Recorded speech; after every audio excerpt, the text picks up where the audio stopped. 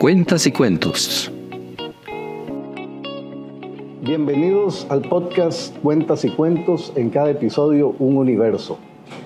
La Universidad Nacional se prepara para elegir a quien ocupe el cargo de rector en el quinquenio 2025-2030.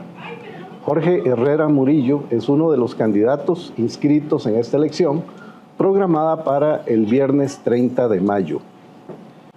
Jorge fue ese niño que aprendió a ordeñar y cuidar el ganado a corta edad, el que en vacaciones cogía café y recolectaba fresas en Poás para ajustar y comprar los cuadernos de resortes que tanto le gustaban. Ese a quien los padres le enseñaron el valor de la generosidad cada vez que le pedían ir a repartir leche o yuca a algunos vecinos con necesidad. También fue el adolescente que se levantaba a las 4 de la mañana para viajar desde Tambor de Alajuela hasta San Pedro, con tal de acceder al paraíso de conocimientos que le ofrecía el Colegio Científico de la UCR.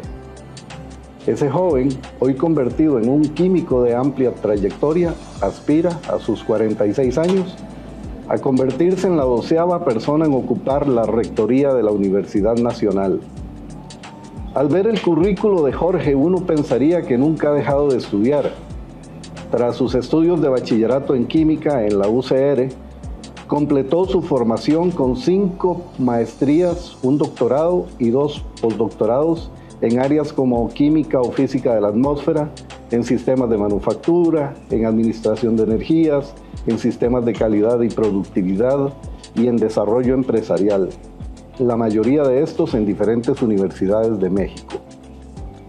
Lejos han quedado los años del bullying que recibió en el Liceo de Poás, pero vivo permanece el universo aquel que le mostró el Colegio Científico y que hoy lo reta a caminar por nuevos derroteros.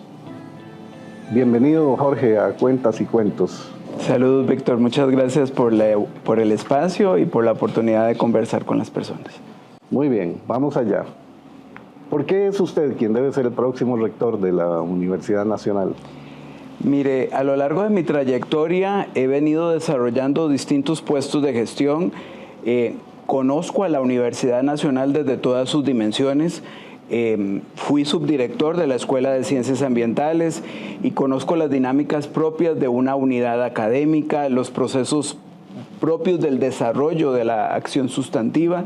Dentro de la Escuela de Ciencias Ambientales he tenido también la oportunidad de ser investigador, de ser extensionista, de dirigir un proyecto de vínculo externo remunerado, de forma tal que conozco en la profundidad las particularidades del desarrollo de la acción sustantiva, conozco las fortalezas que tiene la institución en estos temas, pero también reconozco dónde hay trabas y dónde hay oportunidades de mejora que atender. Posteriormente tuve la oportunidad de ocupar los puestos de vicedecanatura y decanatura de la facultad, y ahí comprendí ese rol articulador que el Estatuto Orgánico le da a los decanatos y sobre todo la importancia de poder generar trabajo multi e interdisciplinario, porque como sociedad nos enfrentamos a problemas muy diversos. Por ejemplo, en la facultad tuve la posibilidad de articular 2 redes de conocimiento, una en el tema de suelos y la otra en el tema de gestión del riesgo y cambio climático, en donde potenciamos muchos proyectos conjuntos entre las unidades que integran la facultad, pero también pudimos desarrollar iniciativas muy interesantes para combatir la deserción y el rezago que habían en los cursos de matemática y química en las carreras de la facultad. Trabajamos en el desarrollo, por ejemplo, de un proceso de admisión conjunta que le diera a los estudiantes una visión de cómo las ciencias de la tierra y los recursos naturales se complementan entre sí para poder explicar muchísimos procesos físicos y químicos. Y recientemente, gracias al voto de confianza de don Francisco, pude ocupar la vicerrectoría de investigación, en donde ya pude comprender los procesos que se desarrollan entre las distintas facultades y sobre todo comprender cómo la investigación tiene sus particularidades dependiendo del área de conocimiento, pero cómo también podemos aplicar distintas perspectivas para poder desarrollar una investigación que tenga mayor calidad y mayor impacto. En la Vicerrectoría tuvimos la posibilidad de impulsar un proceso de planificación de la investigación.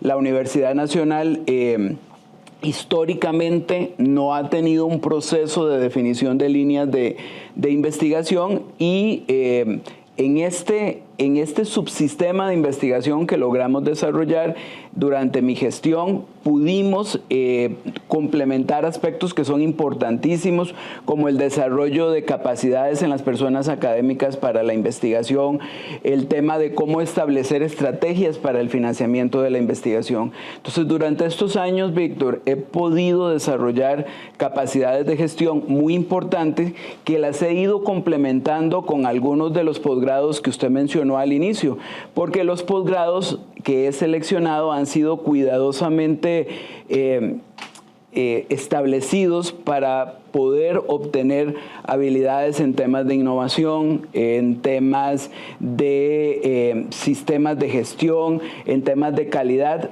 y el conocimiento adquirido ahí me permitió contar con competencias que han favorecido mucho el desarrollo de procesos de gestión. Al tema de gestión vamos a volver luego. Vamos a concentrarnos ahora un poco en la parte más personal. El bullying, las ofensas, la discriminación hace mella en las personas. ¿Cómo ha revertido esos ataques a su favor? He logrado, Víctor, primero poder comprender que la riqueza más importante que tenemos los seres humanos es la diversidad, que todos podemos tener ante una misma situación distintas perspectivas, y cada una de esas perspectivas es valiosa y tiene importancia, pero tenemos que, como personas, poder tener la claridad de que la diversidad no es enemiga, la diversidad es riqueza, y sobre todo con la base del respeto, que es tal vez lo más importante, poder construir. Entonces, los episodios de bullying que sufrí cuando era adolescente me enseñaron primero que nunca me tenía que avergonzar por ser diferente, que ser diferente no me hacía una persona menos valiosa, y sobre todo ser diferente le permite a usted desarrollar una sensibilidad para detectar otro tipo de diferencias y cómo esas diferencias pueden ser capitalizadas para construir, porque cada una de estas diferencias te permite nutrirte de dimensiones que si se cree que hay un solo estereotipo o una sola visión de persona, podemos quedar realmente cortos en los abordajes. Algunas personas lo perciben a usted como una persona muy seria. ¿Qué le dice a quienes piensan que usted es poco accesible? Que están totalmente equivocados. El hecho de que yo sea una persona seria no significa que sea una persona ni orgullosa ni inaccesible. Todas las personas que me conocen y que han trabajado conmigo saben que soy una persona que me preocupo por los demás, que me preocupo por establecer un liderazgo que sea participativo y sobre todo un liderazgo que permita el desarrollo de las personas. Yo no tengo un liderazgo donde todos los reflectores tienen que estar exactamente sobre mí, sino a mí me agrada muchísimo formar equipos de trabajo, me encanta trabajar en conjunto con otras personas, me gusta muchísimo escuchar perspectivas y sobre todo que después de un proceso riquísimo de análisis podamos llegar a una solución conjunta que sea para el bienestar de todas las partes involucradas. A los movimientos políticos, y posiblemente lo estás experimentando en este momento, siempre se acercan personas cuyas posiciones éticas o ideológicas son incompatibles con las nuestras. ¿Cómo concilia usted estas diferencias? Bueno, como se lo mencioné hace un momento, Víctor, yo creo particularmente en la diversidad, creo particularmente en la escucha, sin embargo también creo que hay principios éticos que son irrenunciables. de forma tal que, por ejemplo, en la construcción del movimiento que propone evolución, nosotros hemos contado con la participación de muchas personas. Cada una de ellas ha mostrado su perspectiva sobre distintos temas del quehacer universitario, pero implícitamente nos hemos hecho rodear de personas que tienen un alto compromiso con la institución, personas que tienen una solvencia ética y moral importante, pero sobre todo personas que son respetuosas y personas que están dispuestas a trabajar en conjunto por una misma causa. En su discurso usted le apuesta a alianzas con el sector privado, organizaciones sociales y el gobierno, los diferentes tipos de gobierno, el gobierno local incluido. ¿Estará su gestión más orientada hacia la empleabilidad, hacia las carreras STEM? ¿Cómo vislumbra esa vinculación con estos sectores? Vamos a ver, yo vislumbro y visualizo una universidad abierta y colaborativa. Creo que la universidad, dentro de esa gran diversidad que es, la universidad tiene que establecer relaciones con todos los actores sociales. La universidad tiene desde su nacimiento una vocación de ser una universidad necesaria, una universidad que debe prestar especial atención en los sectores sociales más desfavorecidos. Yo como funcionario universitario me siento identificado con esa lógica de universidad necesaria, pero también nosotros tenemos que abrirnos a otros segmentos y a otros sectores de la sociedad. El hecho de que nosotros podamos establecer agendas de trabajo con todos los actores con los cuales la universidad se relaciona es importantísimo. Yo no visualizo una universidad, por ejemplo, que en la peor crisis educativa que tiene el país en su historia no tenga una agenda de trabajo con el Ministerio de Educación, pero tampoco no visualizo una universidad que no tenga una agenda, por ejemplo, con los gobiernos locales, con las asociaciones de desarrollo, con el sector empresarial, y sobre todo nosotros tenemos que ser una universidad muy versátil, en el entendido que nosotros tenemos que tener la capacidad de mapear junto con los actores las necesidades, temas en común y poder desarrollar diferentes formatos. Por ejemplo, como universidad nosotros podemos ofrecer técnicos, ofrecer cursos cortos que vayan orientados directamente a satisfacer necesidades muy puntuales. No toda la oferta formativa tiene que ser planes de estudio de grado o posgrado. Tenemos que explorar, por ejemplo, el tema de las microcredenciales en posgrados, pero también desarrollar fuertemente el tema de educación continua, sobre todo pensando en que sea una universidad no solo que se articule, sino que tenga la capacidad de dar respuestas ágiles. Nosotros tenemos que promover mecanismos de vinculación que sean expeditos y que sobre todo defiendan el compromiso que tiene la universidad de generar el conocimiento en un espacio de libertad y de autonomía, pero también que defiendan esa posibilidad que tiene la universidad de transferir y movilizar el conocimiento que genera en favor de los actores sociales. ¿En qué se considera autocrítico respecto al desempeño general de la universidad y de las universidades públicas en general?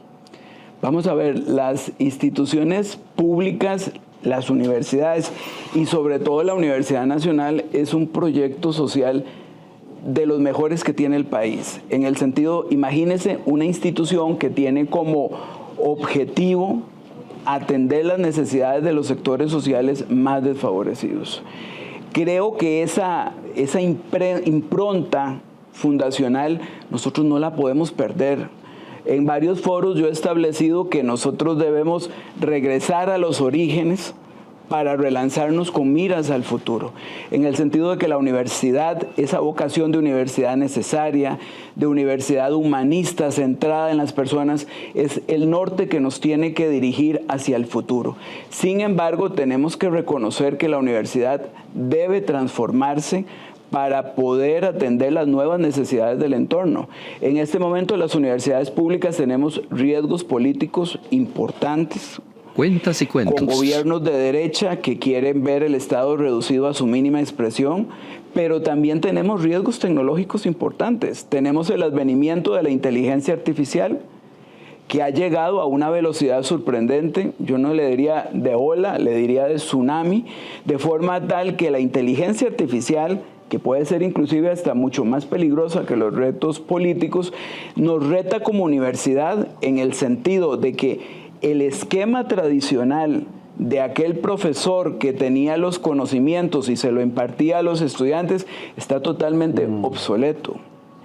Y tenemos que pensar en una universidad que, haciendo uso de la inteligencia artificial, innova y crea nuevo conocimiento que antes era imposible de crear, porque o teníamos que acudir a un profesor o teníamos que acudir a una biblioteca, porque era la única fuente de conocimiento que existía en ese entonces. Entonces, pensar en que necesitamos una universidad para una era digital, una universidad que explore mayores niveles de virtualización, una universidad que se transforme digitalmente, una universidad que vuelva a abrir oportunidades a las personas que estudian y trabajan, una universidad que no le tenga miedo a la internacionalización del currículum, una universidad que apueste por dar una solución concreta en el tema del multilingüismo y la pluriculturalidad. Es fundamental para poder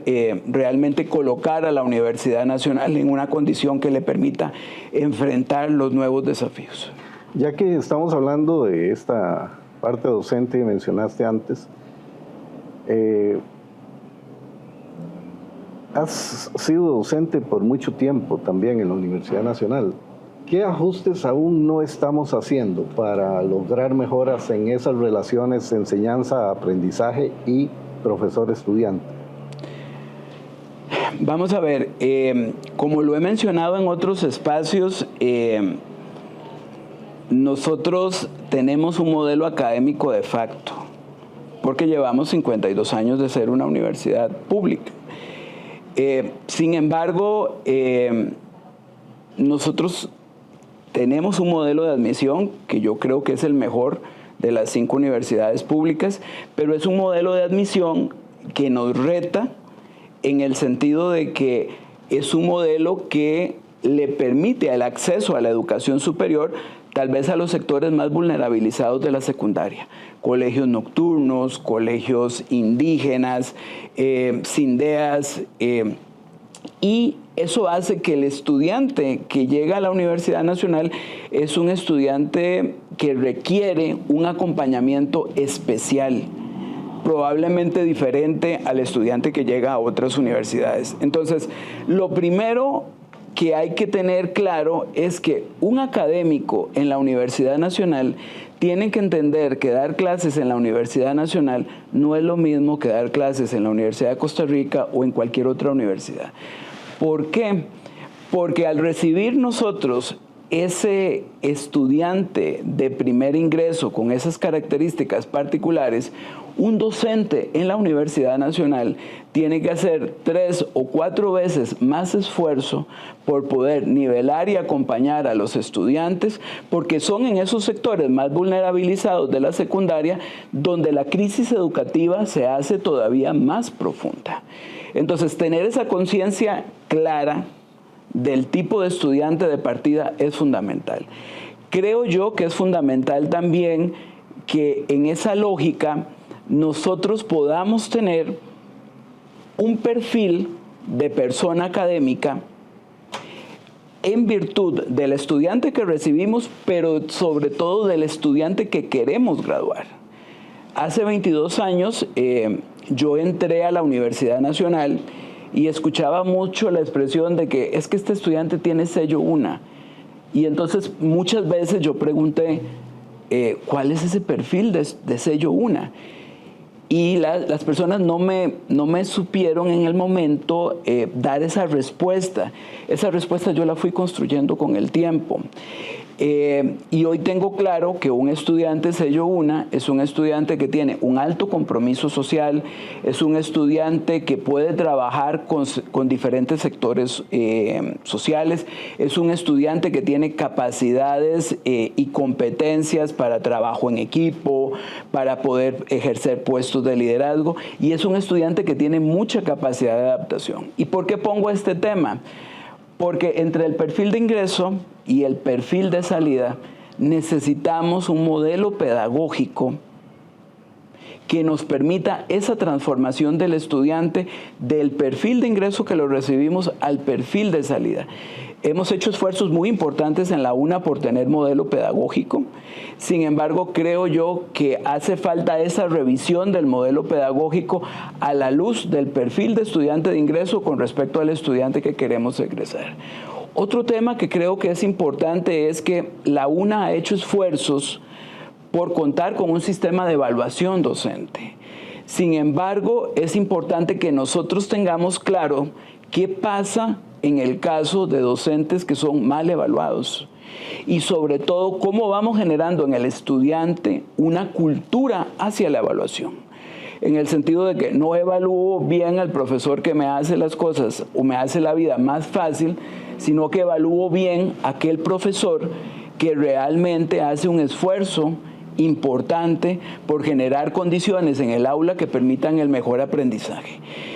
Muchas veces los estudiantes han perdido fe en la evaluación porque lo que dicen es yo evalúo y al próximo semestre vuelven a poner al mismo profesor, y entonces ahí es importante que la UNA articule un programa de formación y de certificación en competencias docentes, que la evaluación realmente sirva para la mejora continua.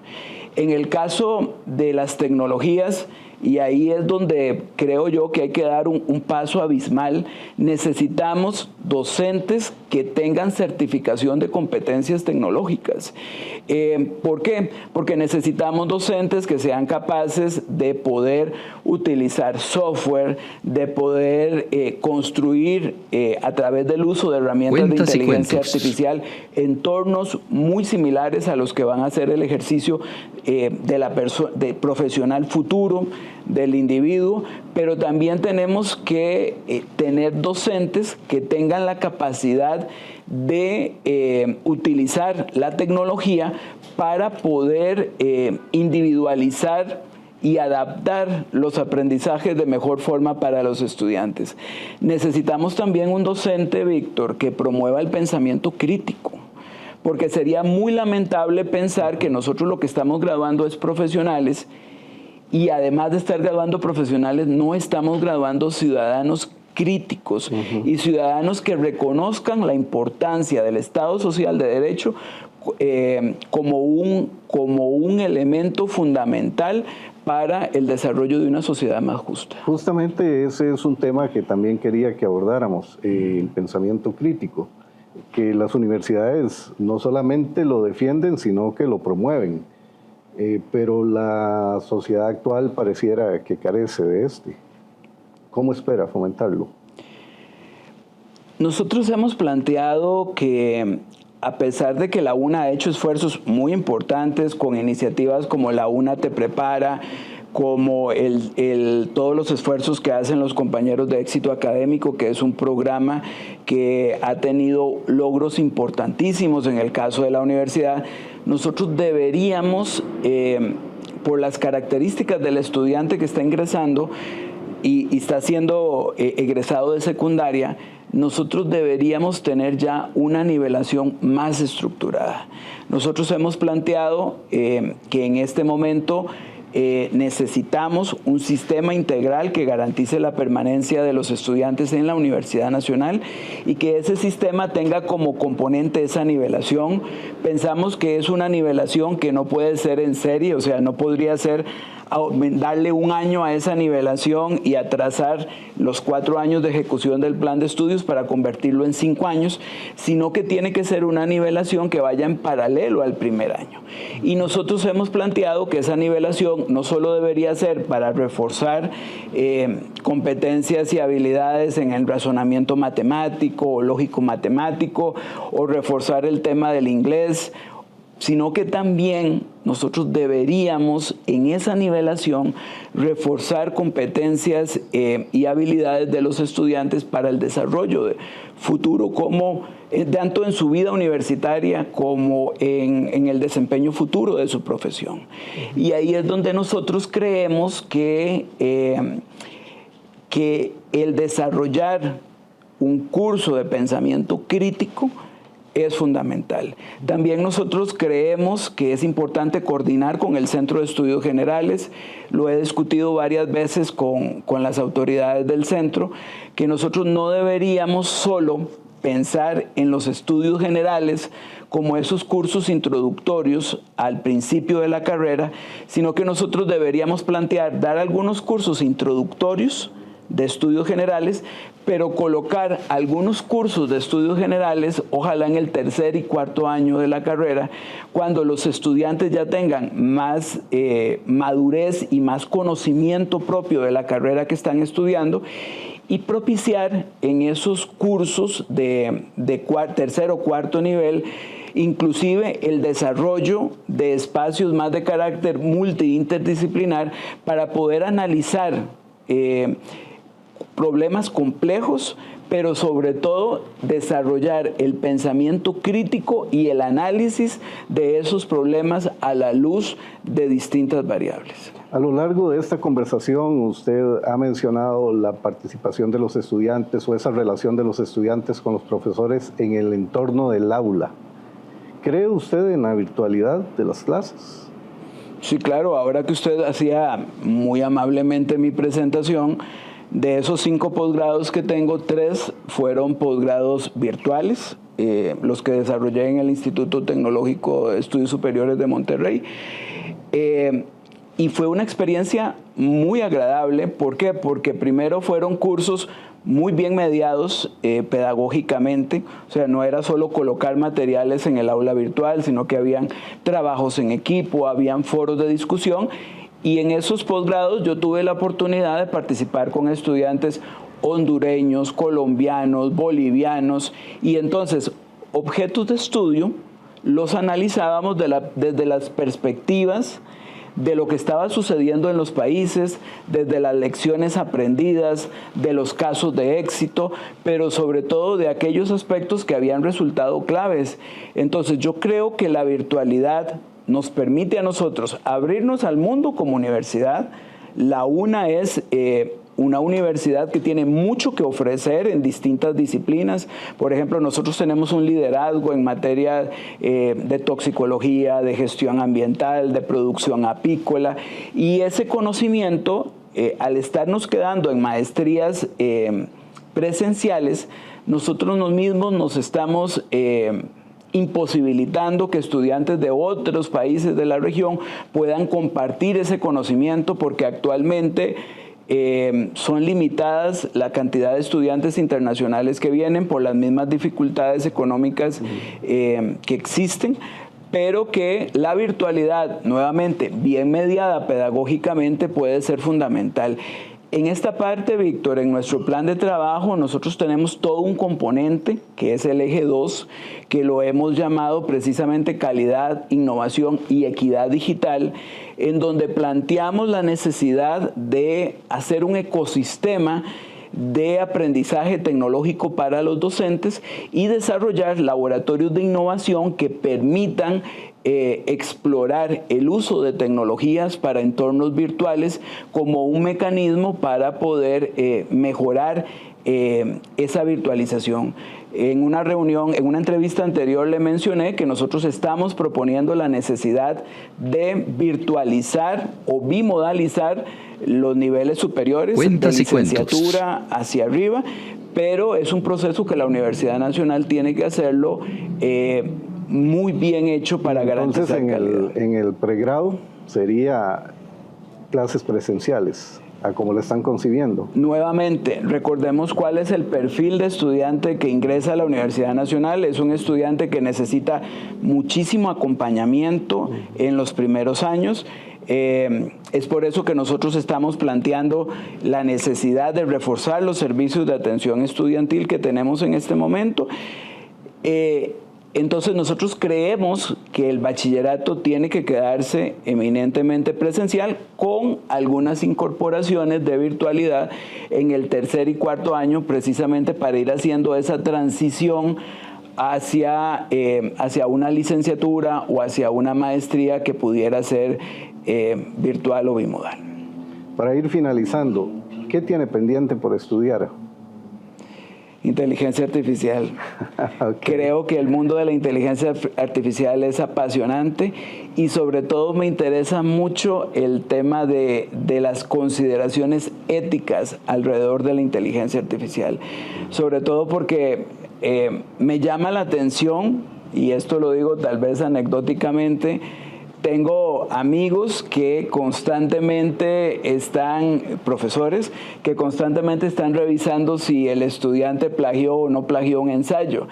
Entonces me he puesto a pensar, ¿no será que estamos utilizando métodos de evaluación que son de una época anterior a la inteligencia artificial? O sea, en lugar de preocuparnos de si el estudiante copió o no copió, o utilizó o no utilizó la inteligencia artificial, ¿no será que nosotros tenemos que variar ya los instrumentos que utilizamos para aprender los conocimientos? Entonces creo que la inteligencia artificial definitivamente nos va a transformar como sociedad. Y mi próxima maestría será una maestría en inteligencia artificial. Muy bien, finalmente, en su etapa de adulto, ¿ha vuelto a ordeñar vacas, a coger café o a cosechar fresas?